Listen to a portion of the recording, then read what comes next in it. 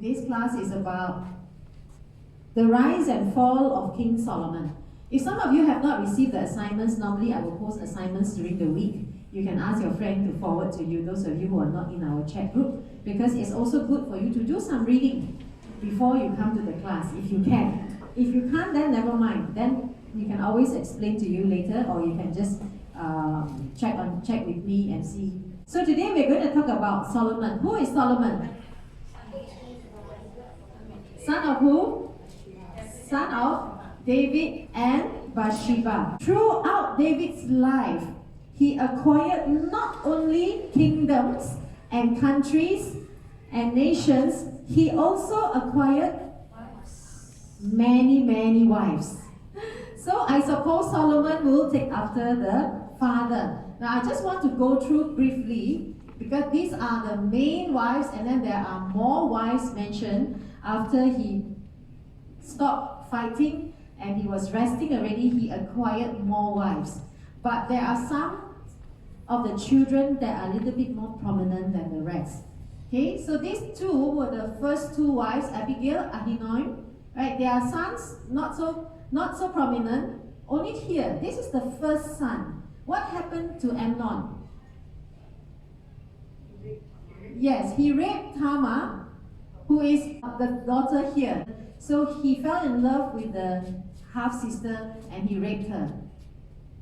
After that, what happened? Absalom, the brother, went to kill. Can you imagine what kind of household is this? It's all in the same household, but there is all these scandals happening and there's all this tragedy happening. And after that, Absalom was to go and do a revolt and almost wanted to take over David's kingdom and David's throne. So David had to run away. So these are the few prominent ones. Then after that, then you have another one called Adonijah. But we are going to talk more about this guy who comes much later than these people, and that is Solomon. Solomon was the son of David and Bathsheba. Who was Bathsheba?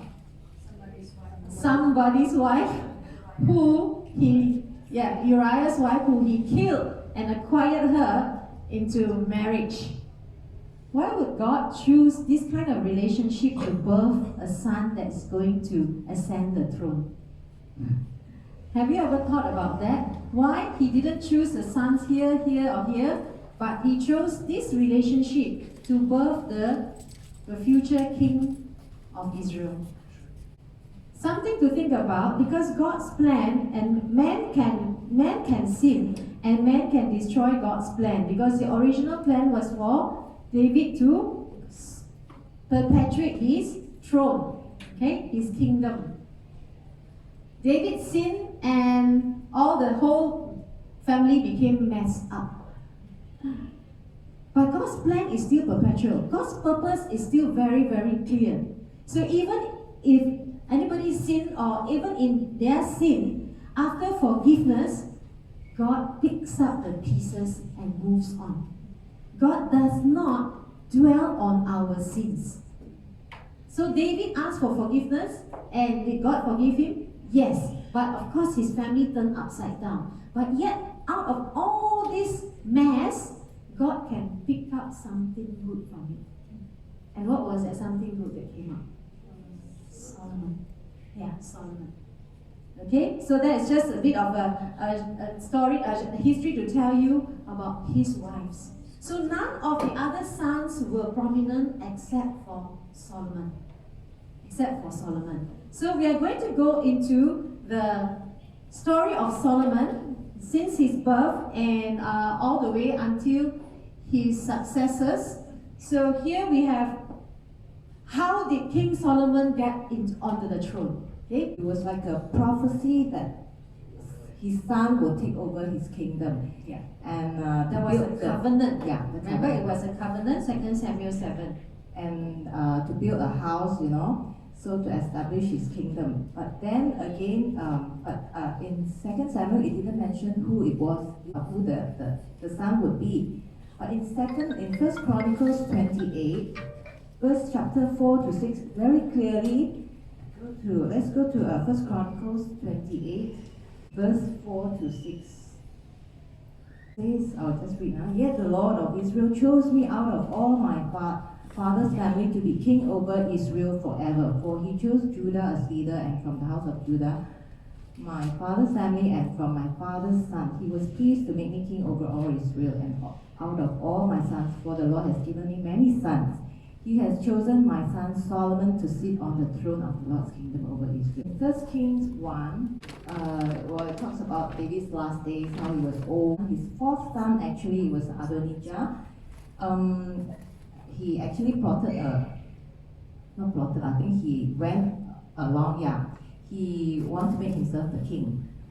So even at that time, because David was old and some of his very faithful followers or his Matai also somehow turned against him, joined camp with Adonijah. Yeah. One of them is Joab. Joab was his faithful commander. Yeah. So is it rightful for Adonijah actually to take the throne? No. Why not? Because first son, second son, third son, fourth son. It is rightful for him to take the throne as because he's the fourth son of David. But Solomon is already chosen. Yeah, no, I'm not saying that. I'm saying it's right. rightful as as an heir for him to take the throne, isn't it? So you cannot blame him for proceeding with human ways of getting the throne because he's number 4. He's number 4. So all the rest died already, like 1, 2, 3 died. Yeah. So he's actually the number rightful 4 heir. because this one already died. Then this one died when young. This one, Absalom was killed by Joab. So rightfully, the 4th one in line, right? Like Prince William, Prince Harry is the 4th one in line humanly.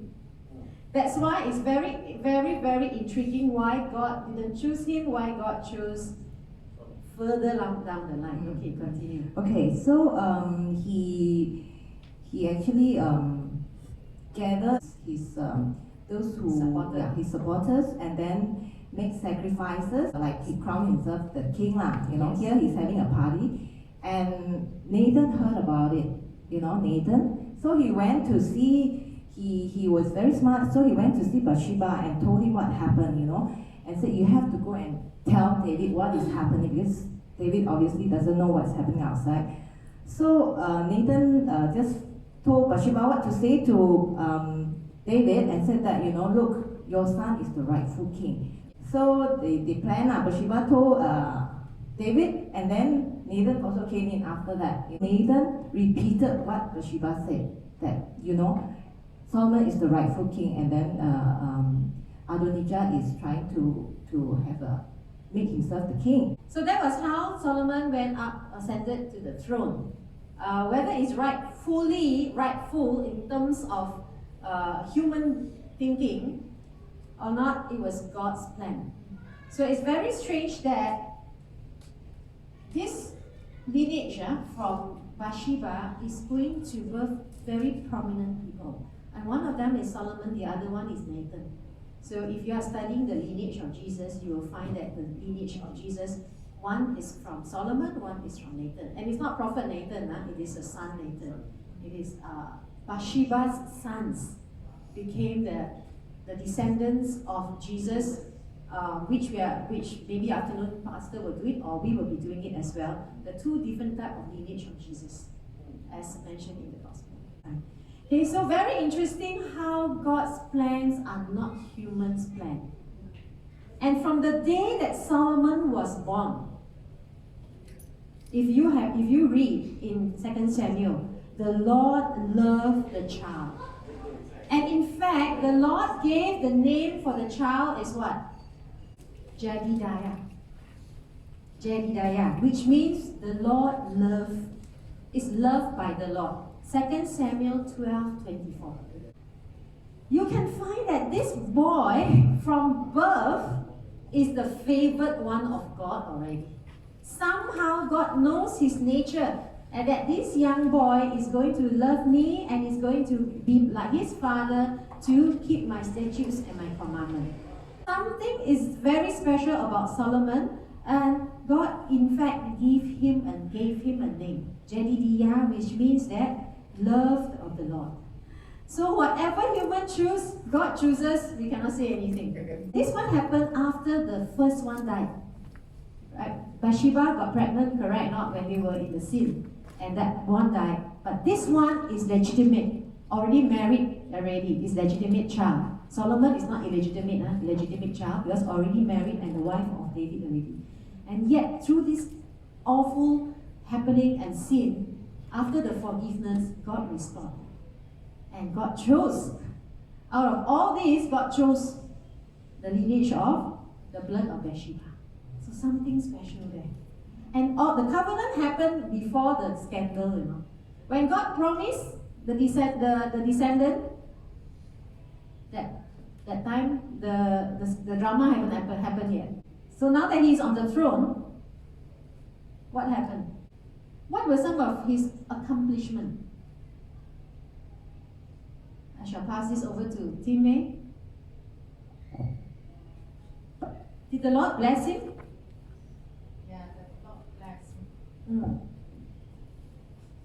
How? There was peace during Solomon reign, Okay. and then Solomon was one day God came to him in his dream and asked, "What do you want?" So he asked for wisdom. Okay, let's go to 1 Kings chapter 3. Let's go to 1 Kings chapter 3. There are some things that we can learn from here. And And he asked for wisdom, and God is very, very happy with his choice.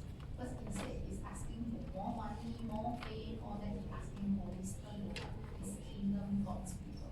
So what everything, even what he asked for. now let's go to 1 Kings. Where was the place that God appeared to Solomon? You see, when we were studying David, actually David never received, God never really directly spoke to him. But now God is directly going to speak to Solomon in a dream. God never came to David in a dream. It was never there, never documented. But here, he came to Solomon in a dream. But where was Solomon at that time? Where is Gibeon? The high place where people go for sacrifice. See, this Solomon has really a passion to worship the Lord. He will always go, and then when he goes there, he offers how many burnt sacrifice? 1,000. Solomon is a very extravagant person. Everything he does is by the zeros one. You will notice later.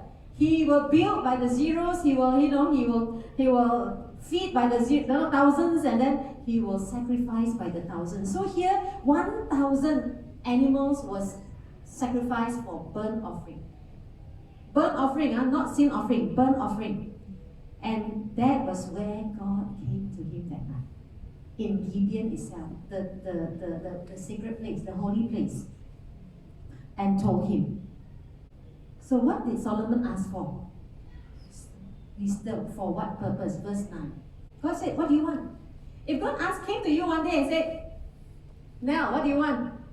Ask anything you want, like the genie, you know. Ask anything you want. Ask anything you want. I will give it to you. What will you all ask for? How many would choose wisdom? How many? It happens before, which is wisdom from here. You, because of this, because of the story of Solomon, but really, if God came to you and asked you, what do you want? I will give it to you. Someone superpower, alright? Someone revenge, someone money, someone children, someone intelligence, someone beauty, Forever young. someone forever young, someone long life. But Solomon chose something different. What did he choose? He chose wisdom also for a specific reason. Verse 9. Verse 9. Can you read verse 9? Give me an understanding heart so I can govern the people well and know the difference between right and wrong. Okay, what is the purpose of getting the wisdom? What is the purpose?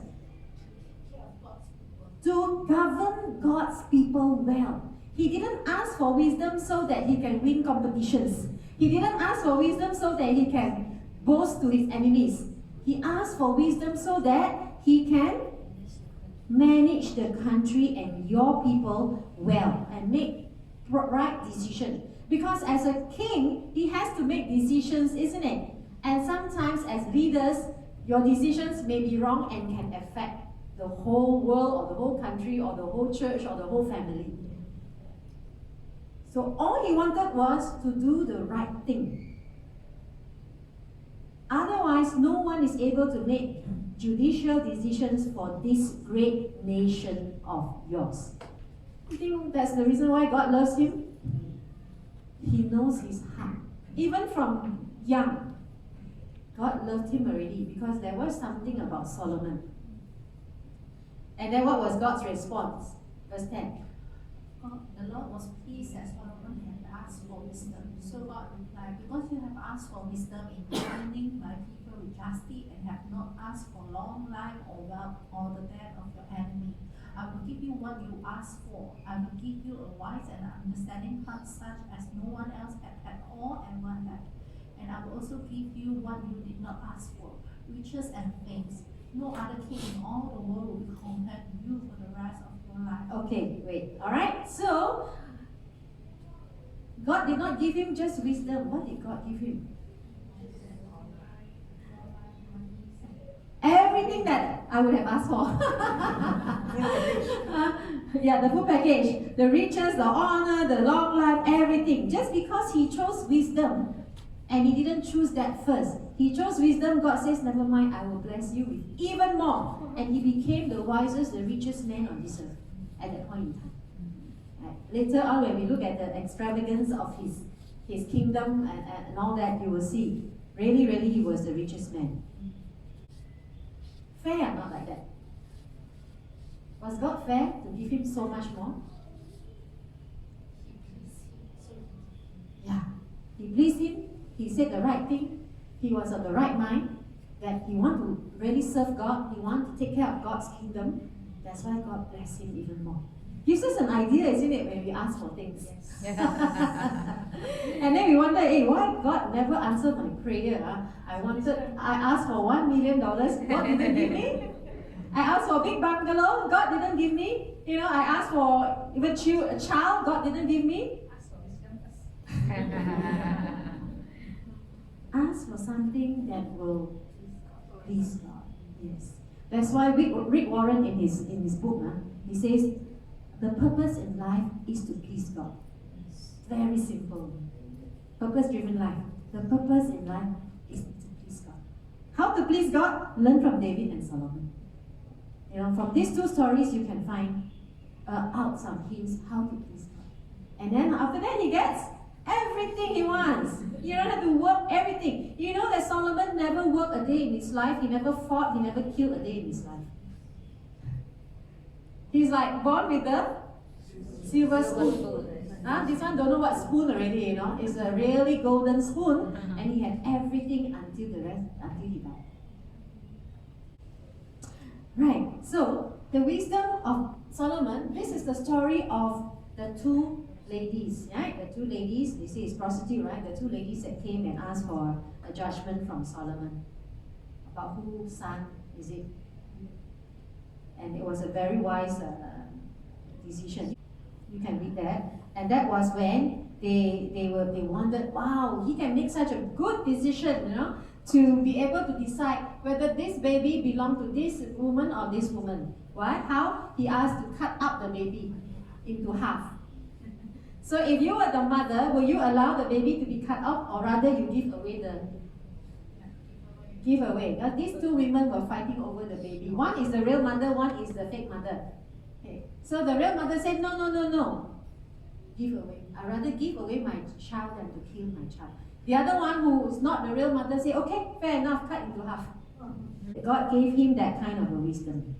Yet, right? If we go, just now I stopped you there. Yet, the wisdom will only be there if, verse 14. And if you follow me and obey my decrees and my command as your father David did, I will give you a long life. Alright, there is a condition. And what was the condition? Obey. Obedience. When God gave David the covenant, that time there was no condition. Probably God already knows him. But here there is a condition because Solomon was how old when he went up the throne? Very young, teenager only, very young. He wasn't old, he was teenage years. So if you follow my instructions by obeying my rules and regulations, just as your father David did. Did David follow all his regulations? Why must you use David as an example? Can any of you say, tell your son, be like David? First thing you think already, right? Like last week pastor said, if David came to this church, will you accept his membership or not? so no. Right, because David did some very bad things. But here it says, you will obey my instructions, my rules, just as your father did. So did God forget about that sin already? Yes, it was already wiped out. It was forgiven and wiped out already. And God had already moved on. Sometimes we human beings do not move on. Isn't it? Somebody wrong us, we wrong somebody, we still feel guilty for the rest of our life. But God had moved on, David had also moved on. Even though he had to suffer a lot. But he had already moved on. After the wisdom part, what was another accomplishment of Solomon? He built the first temple of God. Alright, he built the first temple of God. Where can you find that? Okay, so he gathers material to build a temple. He was actually commissioned to build the temple because David was not able to build the temple. David wanted to build the temple, but he couldn't. Why? Because so much blood. Too much blood on his hands, including Uriah the Hittite's blood on his hand. So and his own children as well. So cannot. So that's why God commissioned that your son is going to build this temple. That's why Solomon has no blood on his hands. No blood. He's got a lot of other things, but not blood on his hands. How did the temple look like? I'm going to show. Okay, this is a picture of visualizing it is very good. And this video. 100 years. When It you was done the the video, crown I jewel was of very- Jerusalem and the center of worship to the Lord. And behind, Almost half of the Old Testament writings took place during the time when Solomon's temple was still standing. Understanding the significance of its location, history, and design can greatly add to one's reverence for one of the most holy places in the world. The city of Jerusalem is located in an area of three major valleys: the Hinnom, the Central or Tyropian, and the Kidron Valley. The mountain range between the Central and Kidron Valley is called Mount Moriah. The peak of the mountain is a large protruding flat rock, which is now located under the dome of the rock. According to Genesis 22:2, Abraham was commanded to sacrifice Isaac in the region of Moriah, connecting the Temple Mount with this significant event.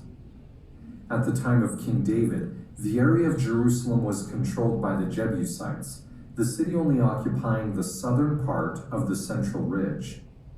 When David captured the city in about 1000 BC, he made Jerusalem his capital. David then moved the Ark of the Covenant to Jerusalem and began preparations for building a permanent structure to replace the portable tabernacle of Moses that had been used for over 400 years. With the ancient city of Jerusalem being fairly small, David purchased the threshing floor of Araunah the Jebusite so he could expand the size of the city. Being higher than the city of David, the hilltop would make a beautiful place to build the temple of the Lord. Under the reign of David's son, King Solomon, the temple construction began. After 7 years of construction in about 960 BC, Solomon finished building the temple, most likely built over this same protruding rock of Mount Moriah. Solomon also built himself a new palace just south of the temple and expanded the walls of the city up towards the peak of Mount Moriah. The Temple of Solomon. Okay. Alright.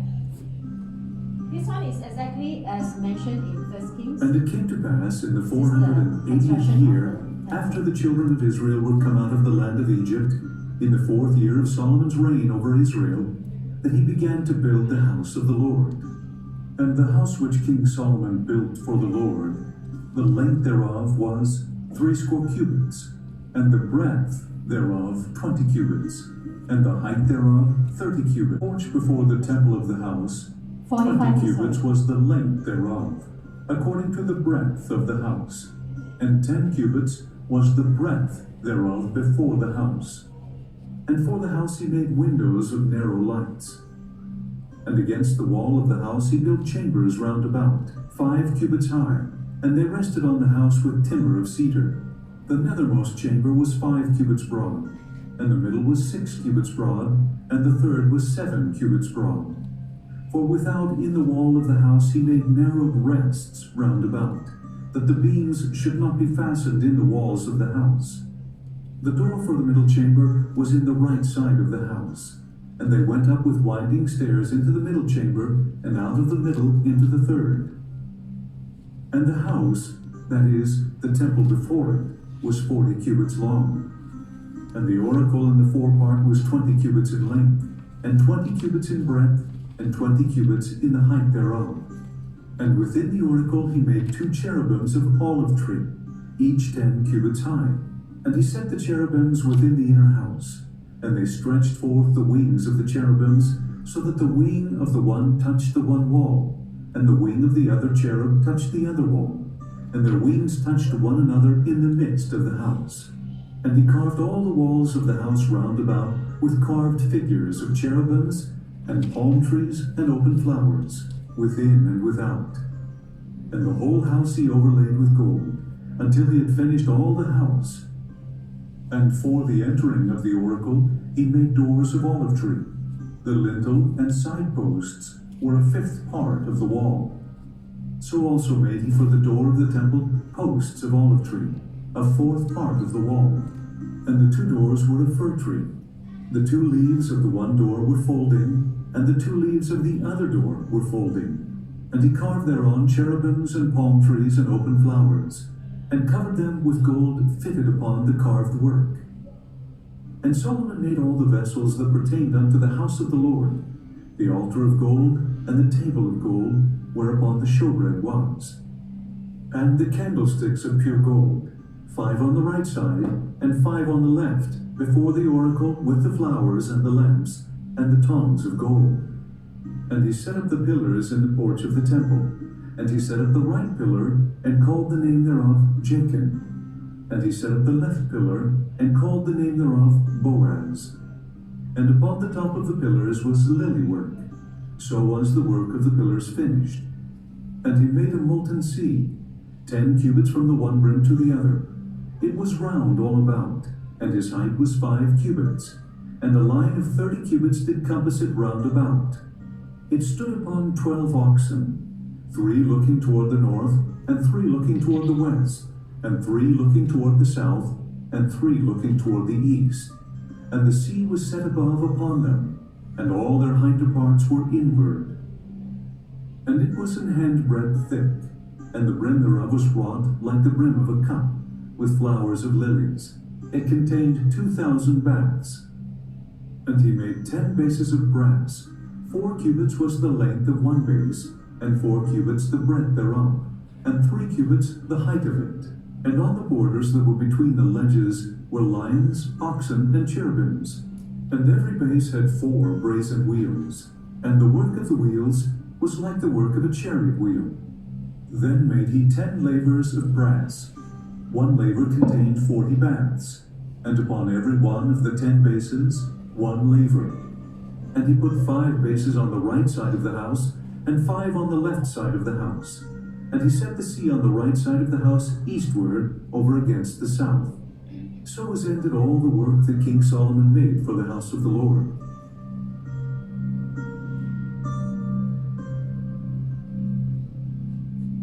Yes. Okay. Wow. What do you think about the temple? He laid the inside with pure gold. That means you go into God's temple, it's pure gold. Everything is gold. Where did he find so much gold? Every time David conquered a nation, everything that he took, he gave back to God. In fact, before David died, he gave everything he had to God. Everything.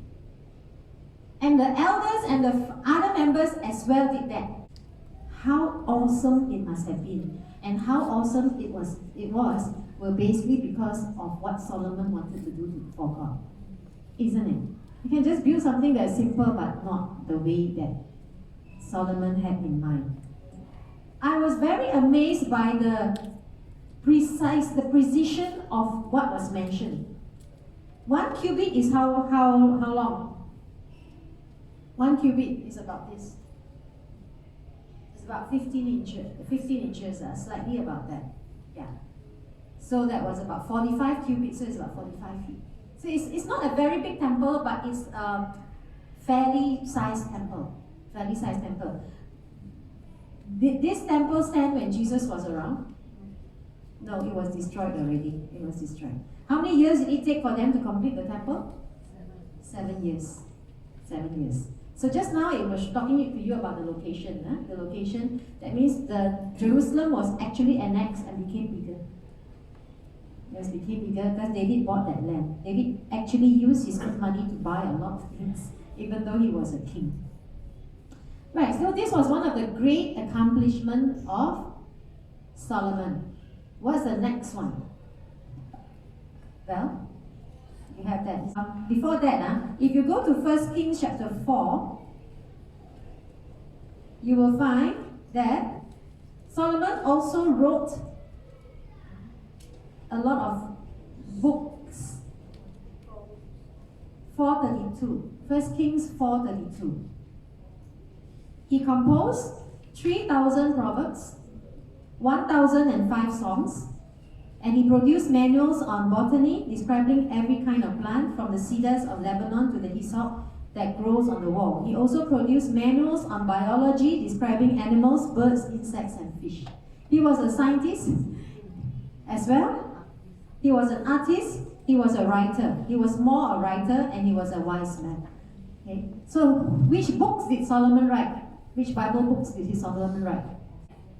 Proverbs, Ecclesiastes, Song of Solomon. So it will more likely be Proverbs, Song of Solomon, Ecclesiastes. Because Ecclesiastes he wrote at the older age already, where he says everything is hopeless, useless. There's only one thing important in life. So we'll go into that. We are going to Proverbs as well in a couple of weeks' time. Okay, so we talk about now that he's built the temple, what is he going to do? 2 Chronicles, start with 5 first. So actually chapter 5 tells us that he assembles all the tribes, the heads of the tribes, during the festival time, which is in the 7th month. And then the Levites brought the ark from the city of David, and the priests and Levites brought the tabernacle or tent of meeting and the holy utensils from Gibeon to the temple on Mount Moriah. Then, after that, Then in verse 6, King Solomon and the entire congregation of Israel gathered around him in front of the ark, and they sacrificed uncountable number of sheep and cattle. In verse 7, the ark was finally placed back to where it once belonged in the most holy place.